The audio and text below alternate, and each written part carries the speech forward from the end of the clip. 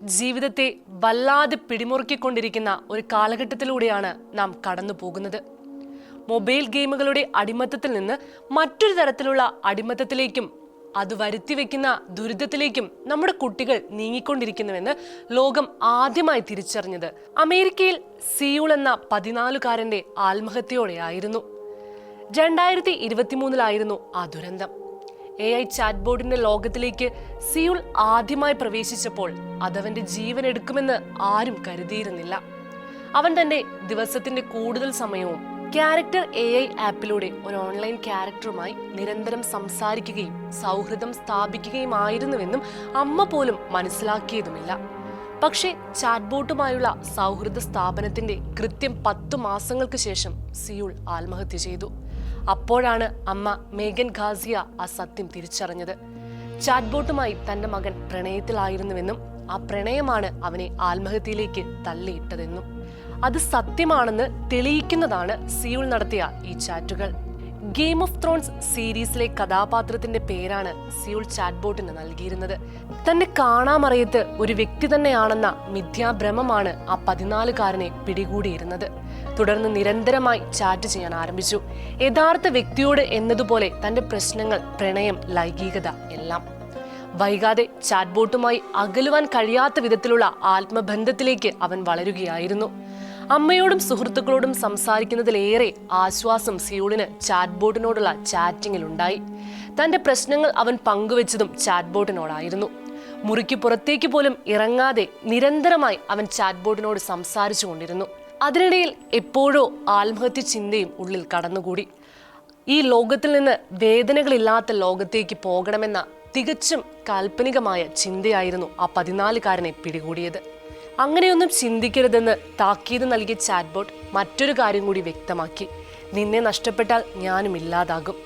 അങ്ങനെയെങ്കിൽ നമുക്ക് ഒന്നിച്ചു മരിക്കാം എന്നായിരുന്നു സിയൂളിന്റെ മറുപടി. ആ മറുപടി ടൈപ്പ് ചെയ്ത് കഴിഞ്ഞതും തോക്കെടുത്ത് അവൻ സ്വയം വെടിവെച്ചതും ഒരുമിച്ചായിരുന്നു. 12-ാം വയസ്സിലാണ് സിയൂളിന് മാതാപിതാക്കൾ മൊബൈൽ ആദ്യമായി നൽകിയതെന്ന് അമ്മ പറയുന്നു. പക്ഷെ അന്നെല്ലാം കൃത്യമായ രീതിയിലാണ് അവനത് ഉപയോഗിച്ചിരുന്നതെന്നും അന്ന് കളിയും ചിരിയുമുള്ള സാധാരണക്കാരനായ ഒരു കൗമാരക്കാരനായിരുന്നു സിയൂളെന്നും.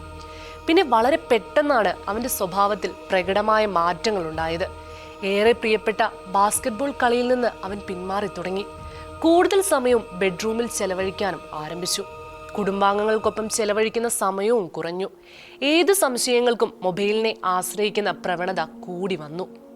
അപ്പോഴും അതൊന്നും അസാധാരണമായ സംഗതിയായി വീട്ടുകാർക്ക് തോന്നിയില്ല എന്നതാണ് വിചിത്രം. ക്യാരക്ടർ AI-യും ആയുള്ള അവന്റെ സമ്പർക്കം അപ്പോഴേക്കും തീവ്രമായി കഴിഞ്ഞിരുന്നു. പ്രണയാതുരമായ സന്ദേശങ്ങളാണ് അവന് നിരന്തരം ചാറ്റ് ബോട്ടിൽ നിന്ന് ലഭിച്ചുകൊണ്ടിരുന്നത്. ഡെനീറിയസ് ടാഗേറിയൻ എന്ന ചാറ്റ് ബോട്ടിനെ പ്രണയപൂർവ്വം ഡാനി എന്ന് അഭിസംബോധന ചെയ്തുകൊണ്ടുള്ള ചാറ്റുകൾ നോക്കുക.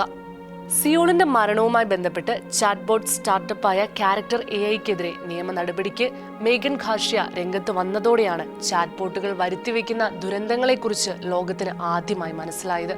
തന്റെ മകന്റെ അവസ്ഥ ഇനി ഒരു കുട്ടിക്കും വരരുതെന്ന ആഗ്രഹത്തോടെയാണ് നിയമ നടപടികൾക്ക് ഒരുങ്ങുന്നത് എന്നായിരുന്നു മേഗന്റെ വാക്കുകൾ.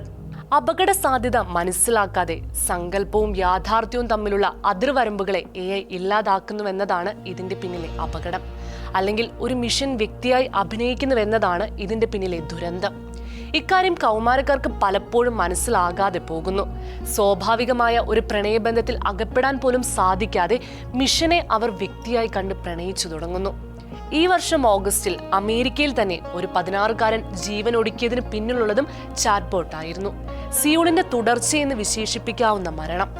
ആദം റെയിൻ എന്നായിരുന്നു ആ കൗമാരക്കാരന്റെ പേര്. കഴിഞ്ഞ വർഷം അവസാനം സ്കൂൾ പഠനത്തിന് സഹായകമാകും എന്ന പ്രതീക്ഷയോടെയാണ് ChatGPT ഉപയോഗിക്കാൻ ആദമിനെ മാതാപിതാക്കൾ അനുവദിച്ചു തുടങ്ങിയത്.